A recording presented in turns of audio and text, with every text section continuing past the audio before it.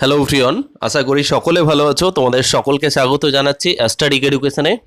আজকে যে বিষয়টা নিয়ে আলোচনা করব সেটা হচ্ছে এনভিএসএ নন টিচিং পোস্টে 1377 সংখ্যক রিক্রুটমেন্ট হতে চলেছে। বিভিন্ন ধরনের পোস্ট রয়েছে, কোন পোস্টে কত ভ্যাকান্সি রয়েছে, তোমার এলিজিবিলিটি ক্রাইটেরিয়া কি, কারা বয়সে ছাড় পাবেন, পরীক্ষার পদ্ধতি কেমন হবে, সিলেকশন প্রসেস কি, তারপরে নেগেটিভ মার্কিং থাকবে কিনা, অ্যাপ্লিকেশন ফিস কত হবে, পুরো বিষয়টা নিয়ে এটাতে আলোচনা করব। এর আগে তোমরা কমেন্ট করে জানিয়েছিলে যে এনভিএস অর্থাৎ নবোদয় বিদ্যালয় সমিতির রিক্রুটমেন্ট সম্পর্কে আলোচনা করতে। সো শুরু করছি আজকের ভিডিওটা।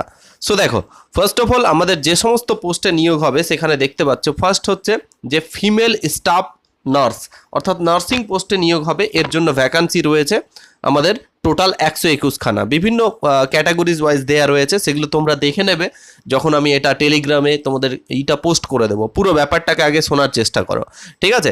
তারপরে যে পোস্টটা রয়েছে অ্যাসিস্ট্যান্ট সেকশন অফিসার অর্থাৎ গ্রুপ বিতে, সেখানে 5 খানা পোস্ট রয়েছে। অডিট অ্যাসিস্ট্যান্ট সেখানে 12 খানা পোস্ট রয়েছে। জুনিয়র ট্রান্সলেশন অফিসার এখানে 4 খানা পোস্ট রয়েছে।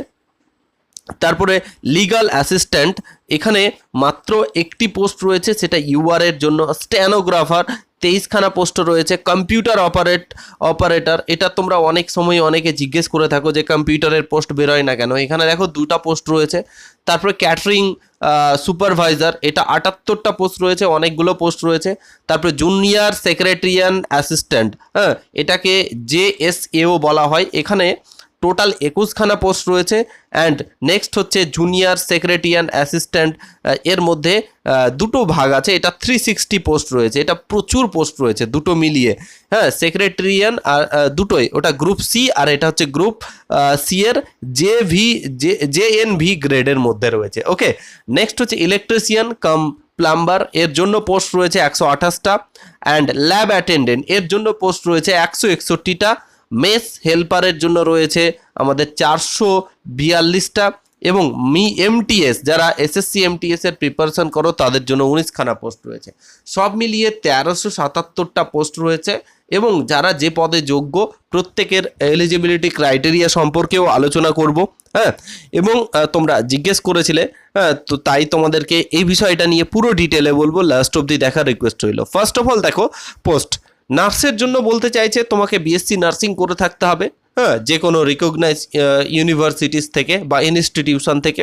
এবং তুমি যদি অবশ্যই তোমার এক্সপিরিয়েন্স থাকে তাহলে তুমি গ্রহণযোগ্যতা পাবে, বেশি অগ্রাধিকার পাবে। অ্যান্ড এখানে তোমরা দেখতে পাচ্ছ 45,000 থেকে 1,24,000 অবধি, মানে 42,000 অবধি স্যালারি রয়েছে। নেক্সট হচ্ছে এদের স্যালারিগুলো দেখতে পাচ্ছ। ডিগ্রি কি রয়েছে? ব্যাচেলার ডিগ্রি থাকবে যে কোনো, হ্যাঁ, অ্যাসিস্ট্যান্ট সেকশন অফিসার থেকে, হ্যাঁ, যে কোনো ব্যাচেলার ডিগ্রি থাকলেই হবে। এটা 35,000 থেকে 1,12,000 পর্যন্ত স্যালারি রয়েছে। অডিট অ্যাসিস্ট্যান্ট এর জন্য দেখতে পাচ্ছ তোমরা বিকম ব্যাকগ্রাউন্ড থেকে থাকতে হবে এবং এটা 35,000 থেকে স্টার্টিং আছে, 1 লাখের উপরে বেতন রয়েছে।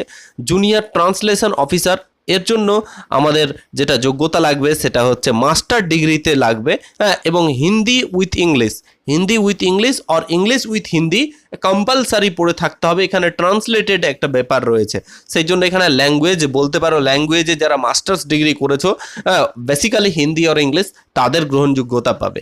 এখানে চলে আসি, নেক্সট হচ্ছে লিগাল অ্যাসিস্ট্যান্ট এর জন্য তোমাকে ডিগ্রি ইন ল, অর্থাৎ তোমাকে ল পড়ে থাকতে হবে, লয়ের যে সমস্ত ব্যাচেলার ডিগ্রি হয়, এবং কম্পিউটারের এবং হিন্দি ইংলিশ জানলে তোমার গ্রহণযোগ্যতা পাবে। স্টেনোগ্রাফারের ক্ষেত্রে বেসিক্যালি তোমার 12 পাস থাকলেই চলবে, বাট এখানে তোমাকে একটা মোস্ট ইম্পর্টেন্ট জিনিস লাগবে, সেটা হচ্ছে তোমার টাইপিং ক্ষমতা লাগবে। এবং ওটা বলে দিয়েছে কত, 50 মিনিট আর এবং 65 এবং 50টা মিনিটে ওয়ার্ড তুলতে হবে, এবং বলে দিয়েছে এই বিষয়টা হিন্দি আর ইংলিশ।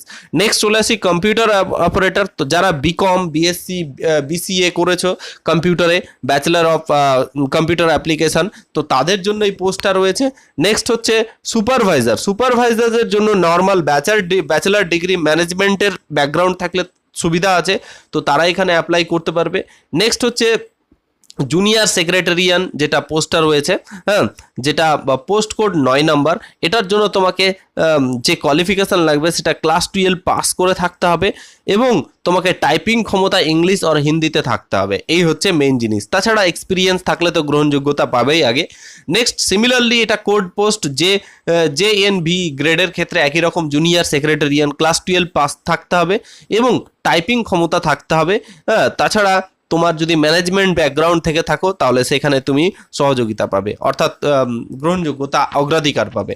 ইলেকট্রিশিয়ানের জন্য ক্লাস 10 পাস এবং এই বিষয়ে ট্রেড ITI যেটা একটা ডিগ্রি হয় সেটা যদি ক্লাস 10-এর পর করে থাকো তাহলে অবশ্যই তোমরা এখানে গ্রহণযোগ্যতা পাবে। নেক্সট হচ্ছে ল্যাব অ্যাটেন্ডেন্ট, এর জন্য ক্লাস 10 পাস আর ডিপ্লোমা ইন ল্যাবরেটরি টেকনিশিয়ানের মধ্যে থাকতে হবে। আর যারা সায়েন্স, ফিজিক্স, কেমিস্ট্রি, বায়োলজির জন্য করছো তাদের 12 পাস থাকতে হবে। যে সাবজেক্টের জন্য অ্যাপ্লাই করবে সেই সাবজেক্ট সম্পর্কে নলেজ থাকতে হবে। ওকে, এই হচ্ছে বিষয়। MTS এর জন্য ক্লাস 10 পাস জাস্ট। এবং কারা কারা কোন কোন বিষয়ে ছাড় পাবেন দেখো, ফার্স্ট অফ অল SC এবং STরা 5 বছরের ছাড়, OBCরা 3 বছরের ছাড় এবং এই যা ক্যাটাগরি ওয়াইজ আমরা পেয়ে থাকি অন্যান্য চাকরিতে তাই তোমরা বয়সে ছাড় কিন্তু পাবে। এই হচ্ছে বিষয়। হ্যাঁ, ইকোনমিক্যাল উইকাররাও তাই, যেরকম পাওয়া যায়। মোড অফ সিলেকশনের কথা বলি, ফার্স্ট অফ অল একে কম্পিটিটিভ এক্সাম হবে আগে, এক্সাম পাস করার পর ইন্টারভিউ হবে, ইন্টারভিউয়ের পর তোমাদের একটা মেরিট হবে, সেই মেরিট অনুযায়ী তোমাদের কিন্তু নিয়োগ করা হবে। এই হচ্ছে বিষয়।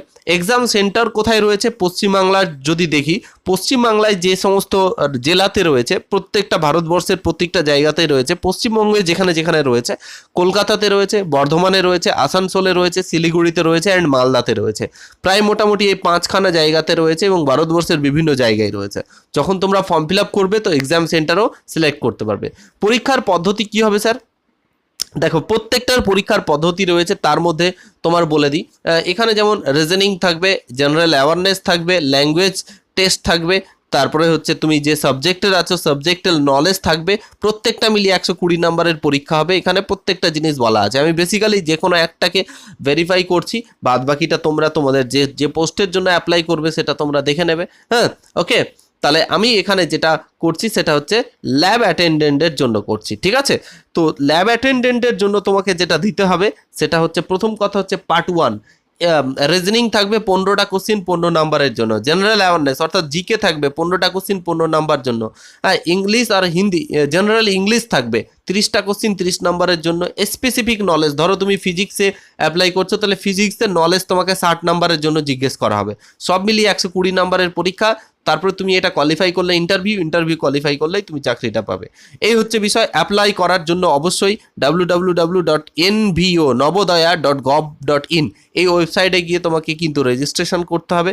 সেখানেই গিয়ে ফিস পেমেন্টের কথা বলি, ফিমেল স্টাফ নার্সের ক্ষেত্রে মানে টোটাল ফিস লাগবে 1000 টাকা জেনারেলের জন্য, এবং যারা SC ST OBC আছে তাদের জন্য 500 টাকা, আর আদার্স যে সমস্ত পোস্ট আছে তাদের জন্য 1000 টাকা, আর জেনারেল ST SC আছে তাদের জন্য 500 টাকা। এই হচ্ছে ফিজ। ওকে, তাহলে পুরো ব্যাপারটা বললাম। সিলেবাস নিয়েও আলোচনা করে দিই, সিলেবাসটা নর্মালি তোমাদের আলোচনা করে দিয়েছি। এই হচ্ছে বিষয়। এই রিগার্ডিং তোমাদের যদি কোনো মানে কোশ্চেন্স থাকে বা কোনো কিছু জানার থাকে তাহলে তোমরা অবশ্যই জানাবে। হ্যাঁ, প্রত্যেকের জন্য তোমাদের প্রত্যেককে বলবো এখন সময় রয়েছে, তোমরা অ্যাপ্লাই করে দিতে পারো। তোমাদের প্রিপারেশন ভালো হোক এবং এটার জন্য তোমরা ভালো মতো প্রিপারেশন করো। এছাড়াও যদি কোনো ধরনের সহযোগিতা লাগে অবশ্যই জানাবে কমেন্ট করে। Thank you for watching this video. পরবর্তী ক্লাসে আবার দেখা হচ্ছে।